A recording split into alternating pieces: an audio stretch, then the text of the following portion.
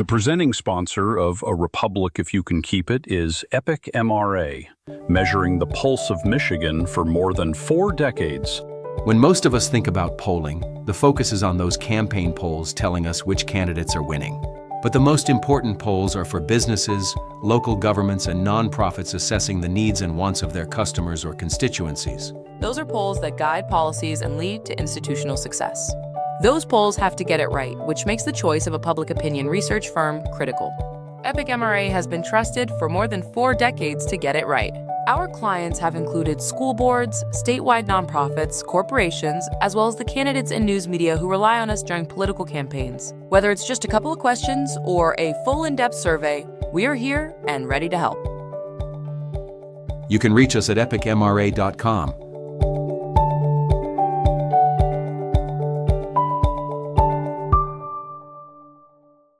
Well, everybody's heard about the bird. Bird, bird, bird. Bird's a winner. Well, a bird, bird, bird. Bird is a winner. Well, a bird, bird, bird. Well, a bird is a winner. I'm Jeff Timmer. Welcome to the Up Yours and F You episode of A Republic If You Can Keep It. Donald Trump's reaction to a heckler at his visit to the Ford plant after his speech to the Detroit Economic Club, we've all seen it. Donald Trump flipping the bird to the worker, but to auto workers in Michigan, to voters and residents of Michigan and across the country as he simultaneously destroys the rule of law, the economy, government services, NATO. The irony, his target was suspended by Ford, has received more than $800,000 so far through 2 GoFundMe appeals launched by his friends. Yeah, Jeff, that was an extraordinary moment. We'll talk about that in more detail. This is Mark Brewer. Listing Trump's weekly rundown of outrages could easily fill the podcast. So we'll go with the most outrageous one that he did on foreign policy this week. In his week of destruction and dementia included openly threatening the use of the U.S. military to steal Greenland over the objections of Greenlanders, Denmark, and our angry allies in NATO, who, even as we speak, are sending troops to Greenland. Taking on another political critic, this time former Fox News screamer Jeanine Pirro, now the U.S. Attorney for Washington, D.C., as my friend George Conway has been all over Twitter talking about, not only is she an incompetent attorney, she's known to favor big boxes of wine, but she's now investigating Michigan Senator Elissa Slotkin for the crime of quoting federal law, a follow-up to the Pete Hegseth assault on Senator Mark Kelly and his reputation and standing as a retired military hero. They're trying to intimidate you to be quiet so that others are dissuaded from doing the very same thing that you have done. So they use physical intimidation. They also use that sort of the legal process to intimidate you, getting a lawyer, paying for a lawyer. It's just a side of politics I didn't anticipate I'd ever see, but he is using to weaponize the federal government against people. And if you can do it against a senator, God knows what he can do against a private citizen, a journalist. Also under investigation by Trump's retribution machine, Federal Reserve Chair Jerome Powell, who stood up to the bully who is our president and made it clear that this investigation is nothing more than another Trump extortion charade. Trump gave a 60-minute speech to Detroit area business leaders, a speech long on fantasy, delusion, lies. I'll be honest with you, Mike. I really do. I don't like to get things going. I don't like to be controversial at all. But they rigged the election on you. Mine was too big to rig. You won. I'm telling you, you won. Gibberish in many cases. We learned that those increases in grocery and housing prices aren't really going up as we all know they are. Trump says they're going down, much to the surprise of all of us buying groceries, trying to find a home. Grocery prices are starting to go rapidly down. Rent is down. Airfares are down. Hotel rates are down. Cell phone prices are down. And we're just getting started. But more importantly than going down, our growth is through the roof. The fact checkers who listen to Donald Trump in his speeches must be facing PTSD. And his administration, in its true propagandistic style, is using a right-wing video as the excuse to cut off food benefits to millions, but only in blue states. In Michigan, new polling shows the races for governor and U.S. senator are statistically tied. And state Democrats here in Michigan are continuing to work very hard to make sure that voters know that it's Michigan Republicans in the Congress and in the legislature who are responsible for skyrocketing health insurance premiums, as well as the outright denial of health care. The new legislative session in Lansing is underway. With split control in the legislature, will anything get done? I say that with all kinds of cliffhanger suspense. Or will we see a rerun of 2025 with next to nothing happening? We'll talk with Senate Majority Floor Leader Sam Singh and learn what he thinks. Jeff, why don't we get started this week, after this quick rundown, with what happened at the Ford Rouge factory this week, where a Ford worker had the audacity to tell the truth about the president, call him a pedophile protector, which provoked Trump to mouth the words, "fuck you," at least twice, and then give that auto worker the finger. The response has been tremendous. You mentioned in your opening remarks the amount of GoFundMe funding, which is approaching $1 million for him. His union and fellow workers have come to his quick and staunch, strong defense about his right to engage in free speech. So, give me your take. I think we really saw the real Donald Trump this week in that moment, out of control, emotional, and again, giving the finger, not, as you said, not just to auto workers, but frankly, to all American workers. Absolutely. I think that that moment is going to play itself out in ads on TV and in digital and social media all across the country for the rest of this year, because it really symbolizes the attitude that not only Donald Trump, but all of his flying monkeys in the in Senate and House in Washington, across the country in state capitals like Lansing, this attitude that we don't give a shit about you or anything other than what Donald Trump wants us to do and wants us to think. And the constant let them eat cake disconnect between Donald Trump and the Republicans and the reality of American voters is, I don't think there's ever been a starker display of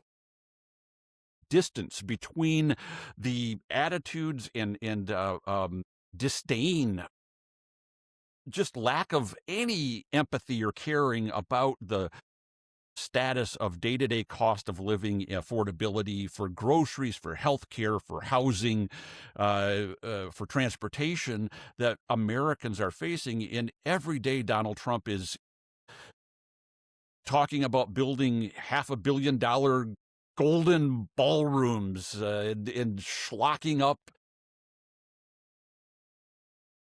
putting gold plating on everything in the Oval Office and around the White House. And it's just so symbolic as he tries to go from his garish bordello-themed palace in Florida to and turn the White House into that. And the Republicans just let him do it while they're ignoring, and not just ignoring, but actively impeding a solution that will stem the arterial bleeding that families are facing with affording health care. The tens of thousands of dollars that many families are going to now be paying out of pocket this year compared to last because of the Republicans, that's an issue that's not going to go away. It matters. The cost of groceries, no matter what they say, going up. Everybody knows it. You've got the not only, Trump out there pretending it's not happening, but you've got people like his egg secretary going out and talking about, well, people need to just eat less. They need, She's talking about what a meal could look like for only $3. Very affordable for just about anybody. Yeah, okay. Try to sell austerity to people and have them rally around it. When the largesse of his billionaire, you've got this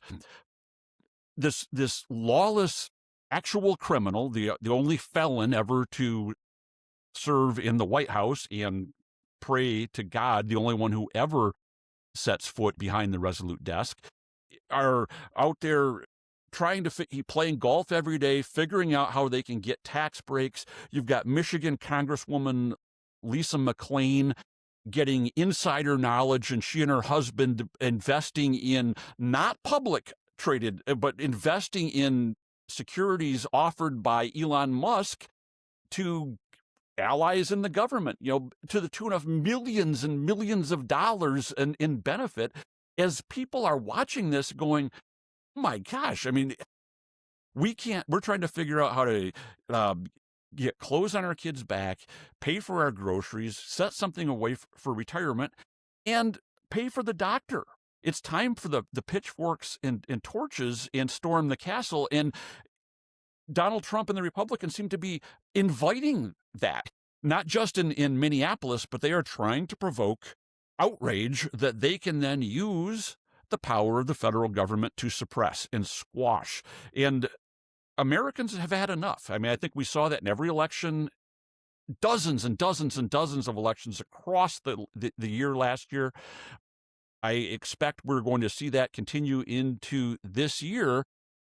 The outrage, where I liken it to the American version of the Iraqi blue finger election. If you all remember back when we had the first free and fair election after deposing Saddam Hussein, and the Al-Qaeda forces in Iraq, the insurgents in Iraq, were threatening Iraqi citizens, if you dare to show up at the polls. And the Iraqi people said, screw you, we're going to take control of our country, and Americans are going to do that too. We're going to take to the streets, we're going to take to the voting booths and say enough of this. Because if we don't put the brakes on Donald Trump and the Republican lawlessness in November by at least flipping the U.S. House and stopping the sprint toward autocracy, we're going to be in trouble before 2028, because it's going to get far worse this year than it was in 2025. And if we don't stop it this year, 2027 and 2028, it's lights out for this American experiment. Well, thanks, Jeff. I want to take this back to the president's middle finger before we wrap this up and move on to another topic. It was the symbolism there. I mean, here's the President Trump is trying to go out and sell his terrible program.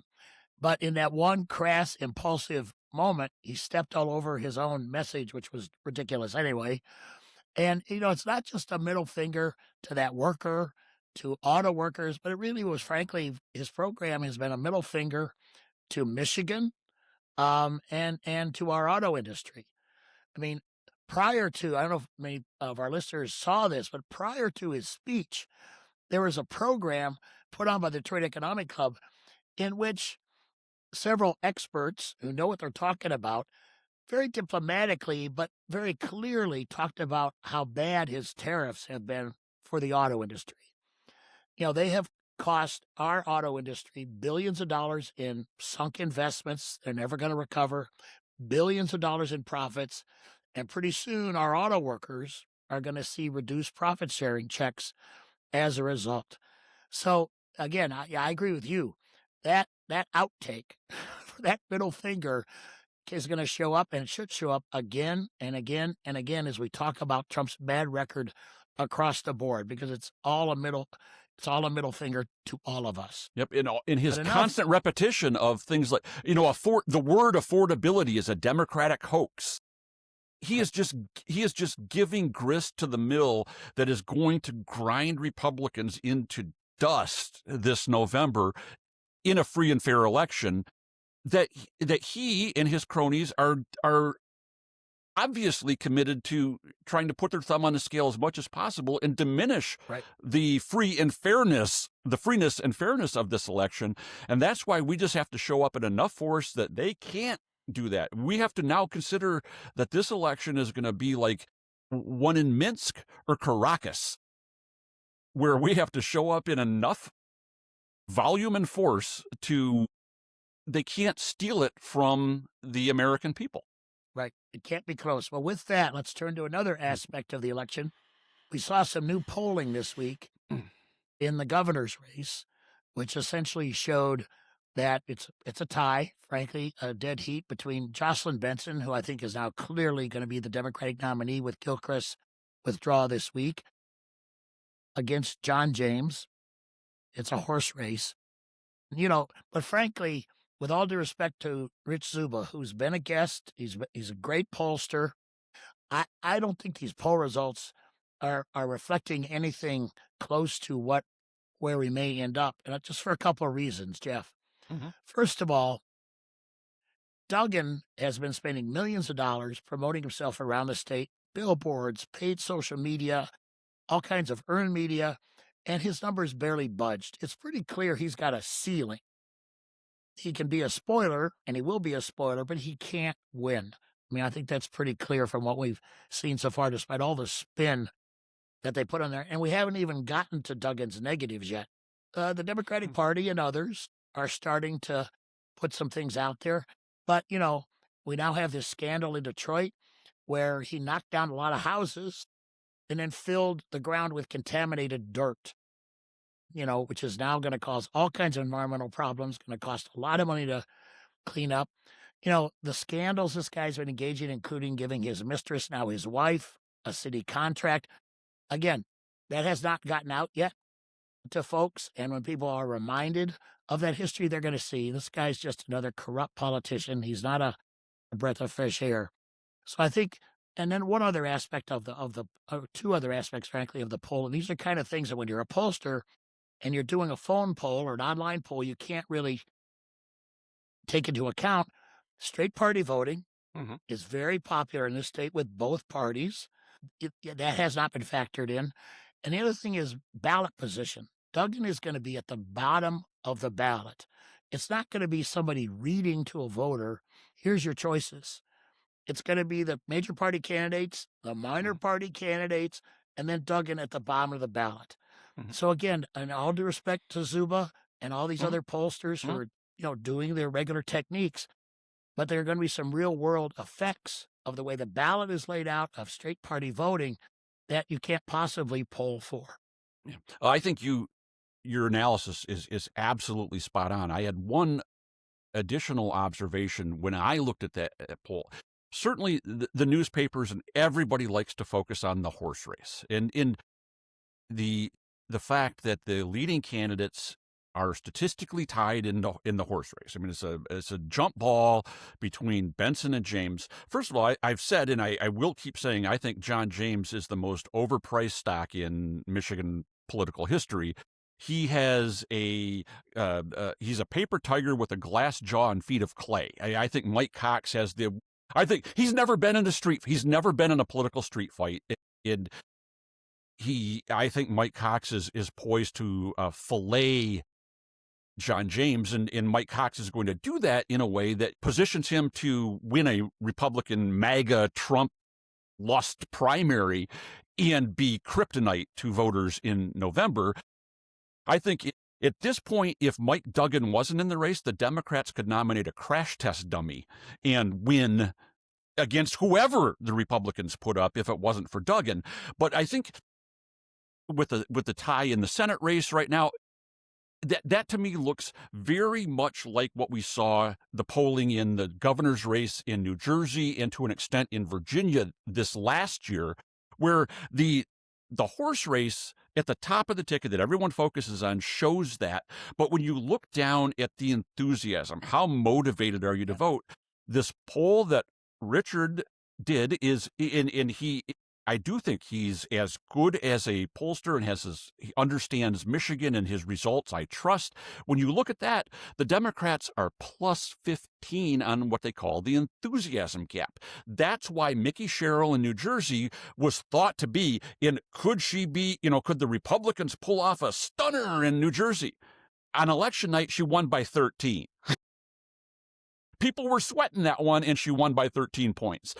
That's what this poll shows to me right now. When you look down at who's going to be showing up and right now, it's not just Democrats, it's independents who have said, enough of this.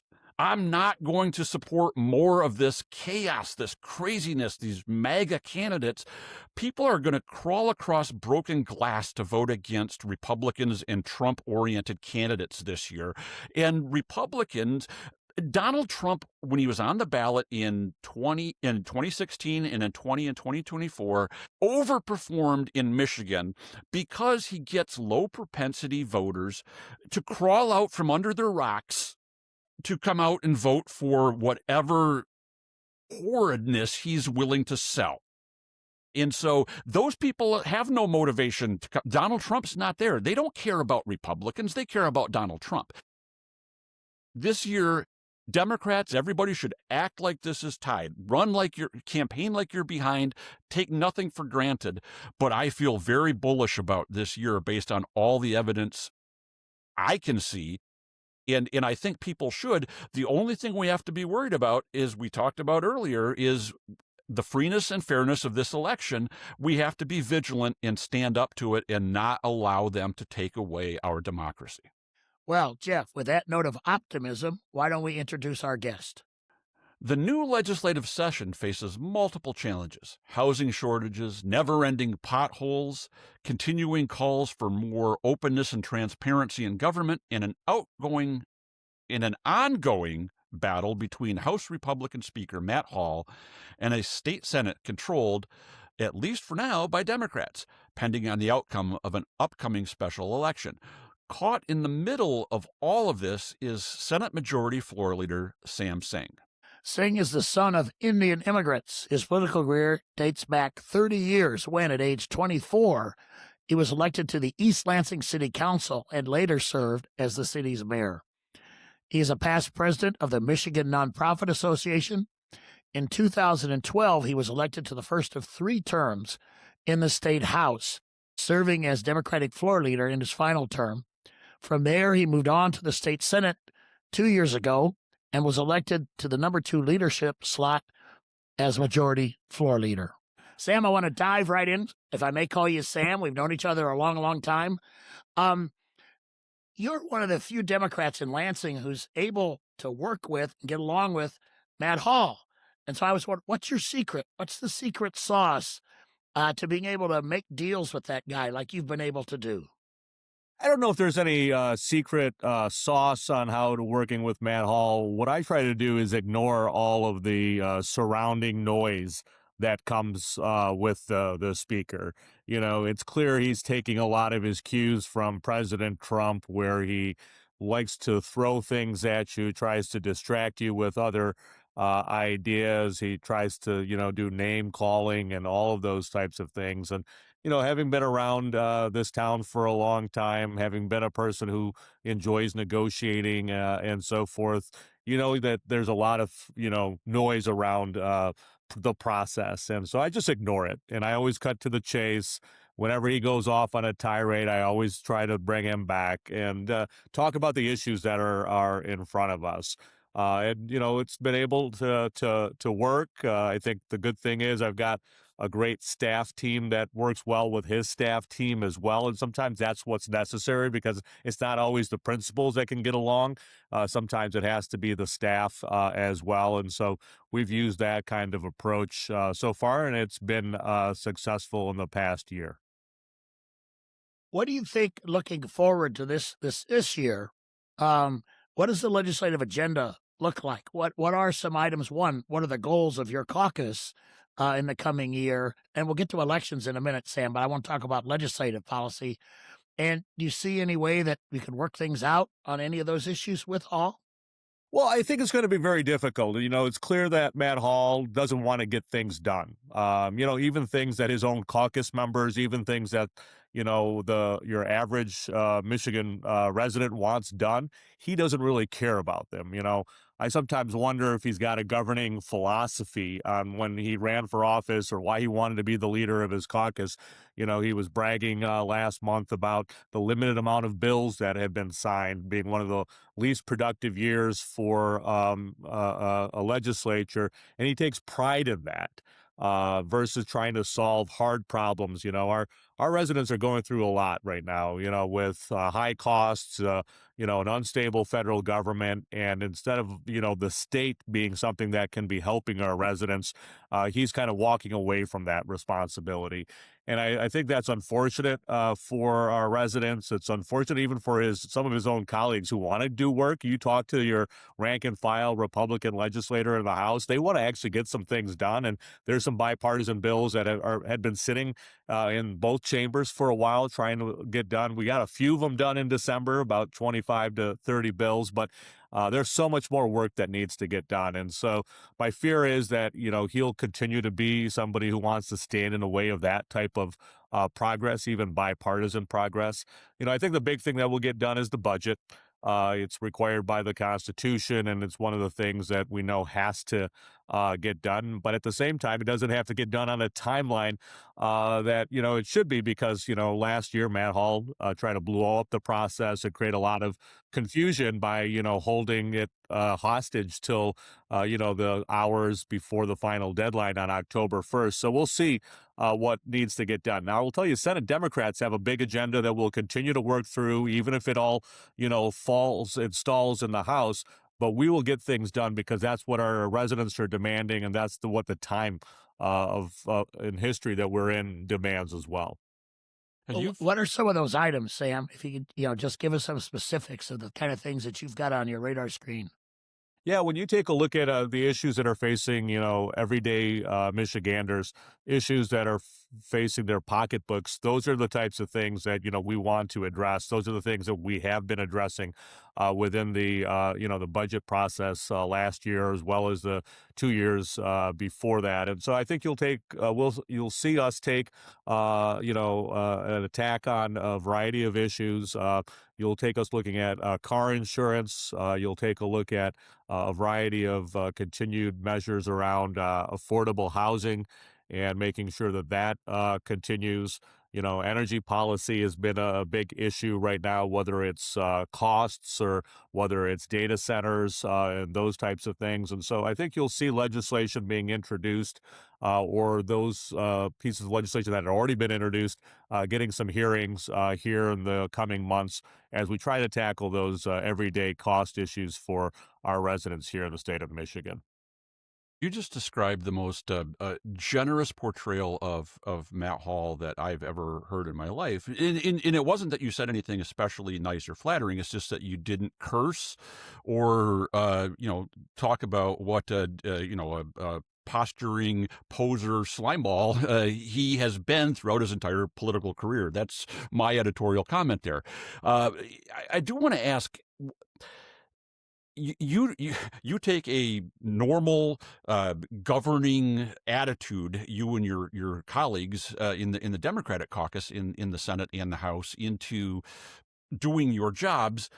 And you're dealing with not just a leader, but a caucus in the House and in the Senate, where the majority of their members aren't serious about governing. You said, I don't know if they're serious about governing.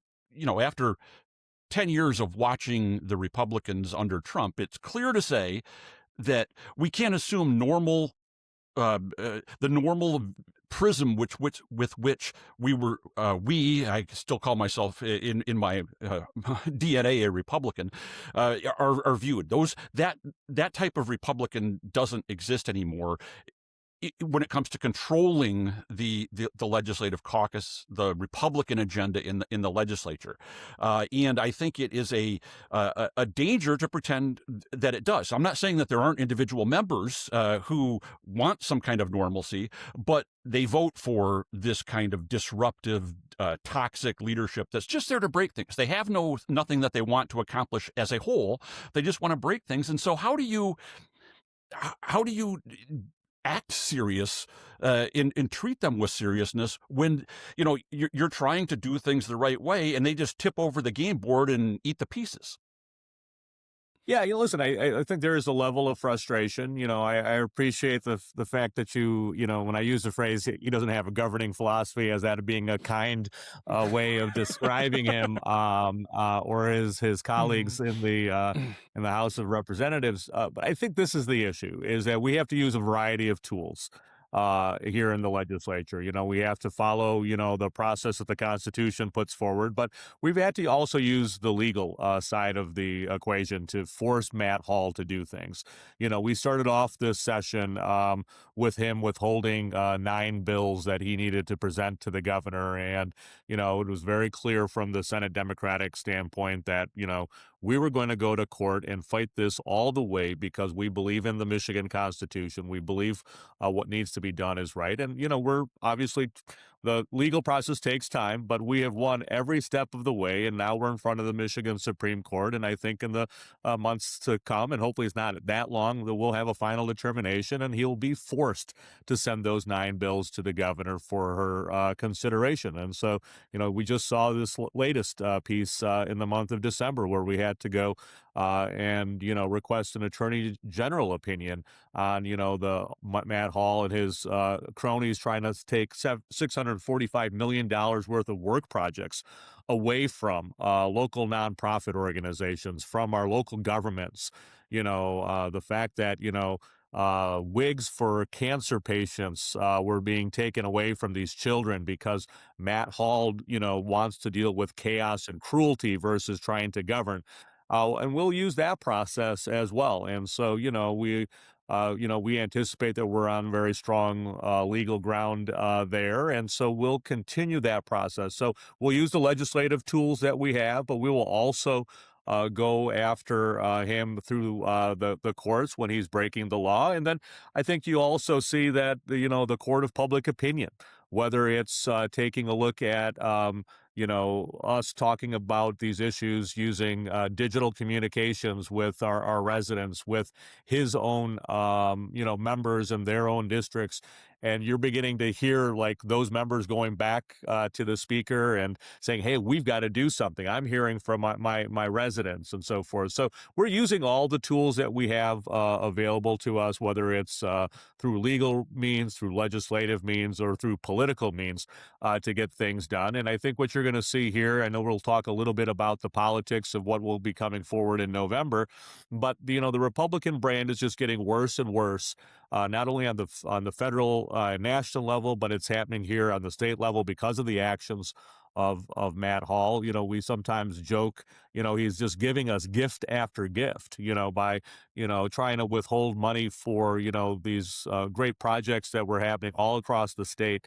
The fact that he held up the budget hostage, for as long as he did, all of those things are going to have ramifications for his members. And I think he's going to lose, the majority in the House this upcoming election. And then, hopefully his colleagues and his Republican colleagues will realize that it was him and his kind of actions of not doing things or trying to create chaos that, put them in that position. But we're going to use all our tools, and we'll continue to do that, throughout this process. Yeah, you mentioned the budget there at the end, and I was going to, you had mentioned it earlier. I wanted to go back to that because, he clearly saw the budget process as a cudgel to achieve his partisan political objective, which was to try to blacken the eye of the governor, bully she and the Democrats in the Senate into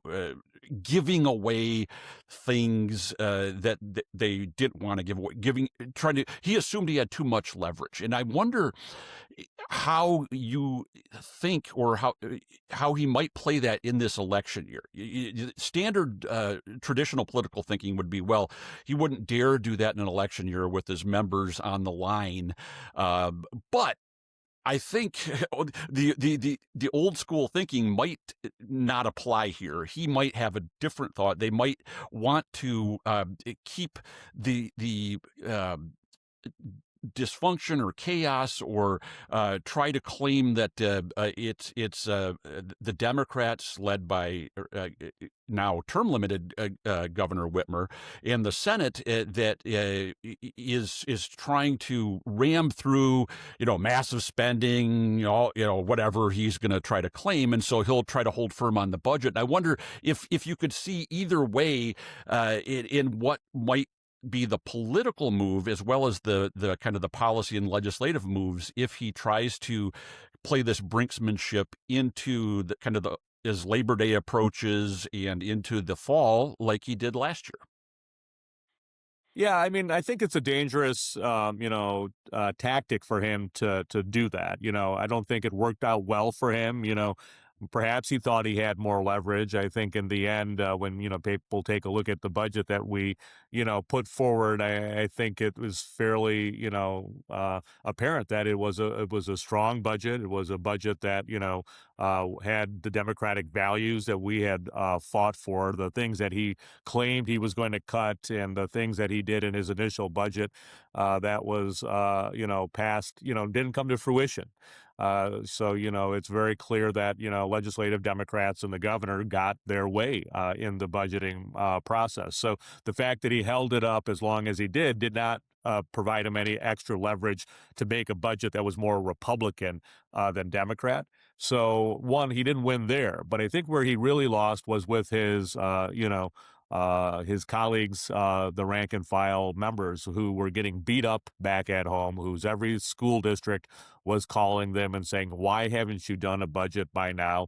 The same individuals who were hearing from their local governments, whether it was their city councils or their townships, whose police departments, fire departments wanted funding, and so forth. And so, there was a lot of angst in that Republican caucus over in the House. And, there was this push, we need to get something done. And you saw that, throughout those last weeks of the the negotiations. So for him to try to do that again, especially with the the frame of any of the special elections that we've seen happen nationally, which has just shown higher overperformance by Democratic candidates. He doesn't have some huge majority in the House. He only has a slim majority of 4 seats that could very quickly be taken away in an election. So, like you said, he has been surprising. He, doesn't do things in a conventional way. But again, if his goal is to stay in power, I don't see there being any political benefit for him trying to hold that budget hostage all the way till October.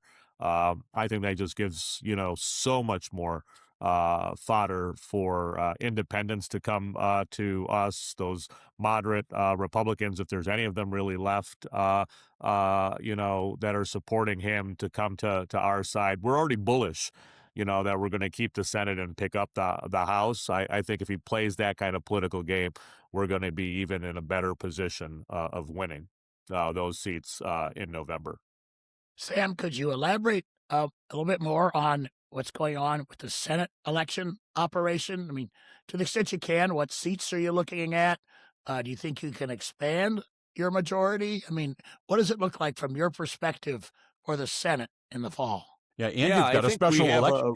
I was saying, and you've got a special election coming up in the meantime too. So that's right. Let's start off with that special election. The 35th district is in a special election. We've got a primary that's coming up here on February 3rd, and then the general election the first week of May. Again, I think we're very bullish that we're going to keep that seat.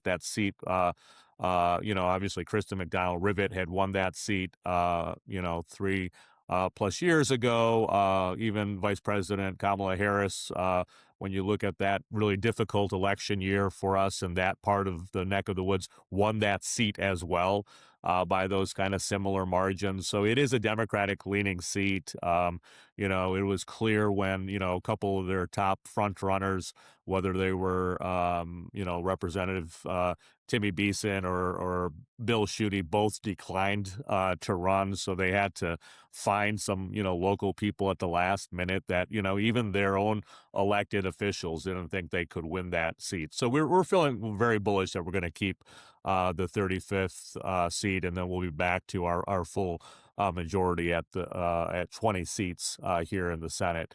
And then moving that into the November elections, we do think there is a way to expand the map.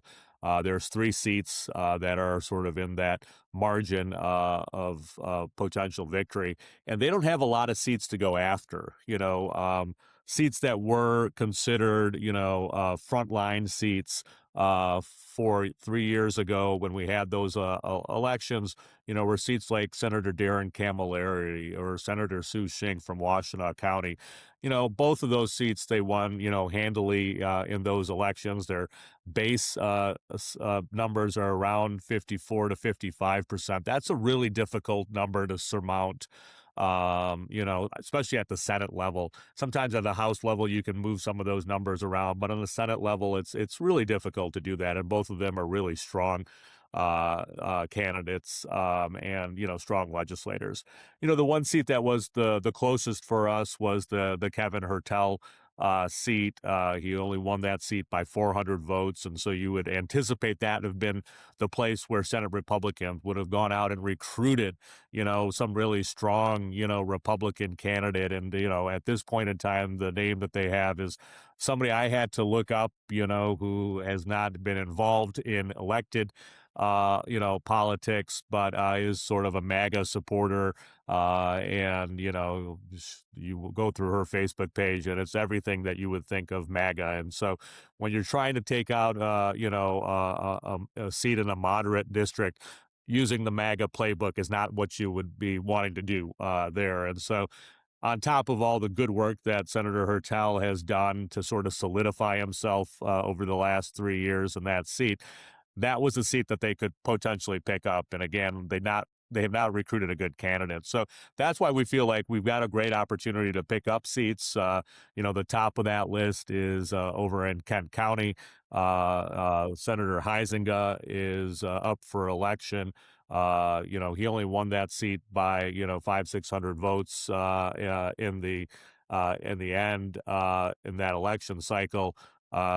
When you look at the vice president's performance, she actually won that seat in the presidential election, and that seat now is a little bit over a 50% Democratic leaning seat. We've got a great candidate in State Representative Carol Glanville, who's running over there, and I think is going to be a great contrast between the two. And, she's going to be, I think, somebody who's going to be that ideal opportunity for a pickup for us.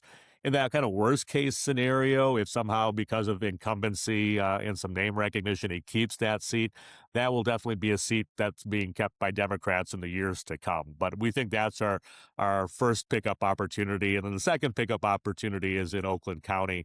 Mike Weber, who's the senator out there, we'll have a healthy primary in that area. So we'll find out who our candidate will be later on in the year. But that's another seat had because of the redistricting that was done.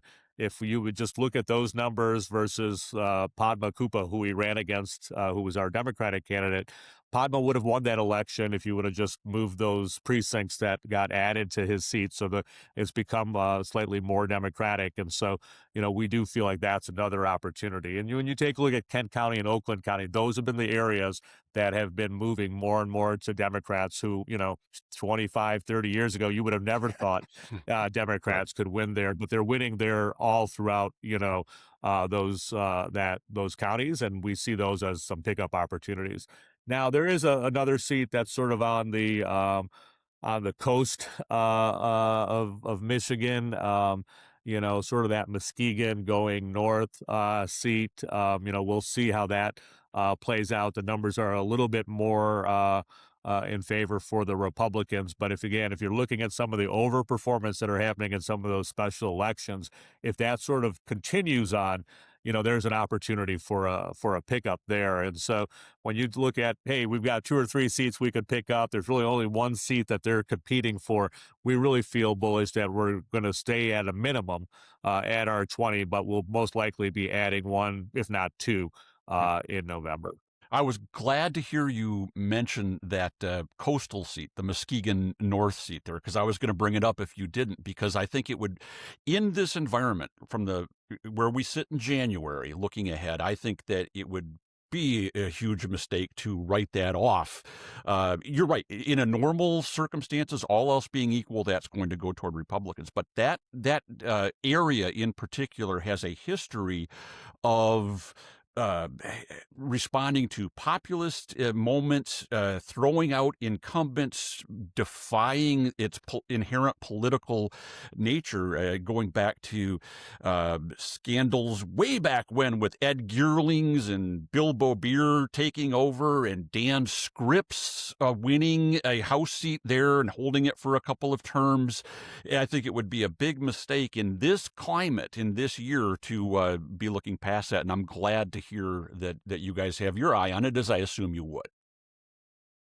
Yeah, and I do think when you look at that coast going all the way up to Traverse City, that's the next wave of shift that I see happening in the state. That is an area that's moving more and more Democratic, kind of like where Oakland County and Kent County have already reached there. They're moving there, and in a couple cycles, we'll probably get there. And, we already see that in Traverse City where Betsy Coffia has, won a state House seat. And that now has been solidified as a Democratic seat. And, obviously the pandemic also made that transition happen much quicker, as you saw a lot of people sort of leave Illinois, Chicago area, and sort of decide to come back to Michigan, or in other instances move to Michigan. And so you saw a lot of Democrats sort of coming in and infusing themselves sort of along the coast from kind of Grand Haven up north. And so there's a lot of opportunity out there. You're absolutely right. And, we'll keep that on our radar. I know our friends in the House are looking at those seats as well, and we'll continue to cultivate, that not only at the state level, but at the local level as well. Well, Senate Majority Floor Leader Sam Singh, you've been very generous with your time. Thanks for the policy overview, the election overview, and your bullish attitude toward what you think can happen for the Senate Democrats this year. Thanks for being with us. Thank you for having me. And that's a wrap for this week. We thank State Senator Sam Singh for his preview of 2026 legislative session, as well as the state Senate elections. If you haven't done so already, head over to our website to connect with our YouTube channel. Our website, arepublicpodcast.com. And remember, no spaces between the words. And if the Republic is still standing and we aren't flipped off by Trump, Jeff and I will be back next week. As always, thank you for your attention to this matter. Timmer. A Republic, if you can keep it, is a copyrighted presentation of Michigan citizens for a better tomorrow.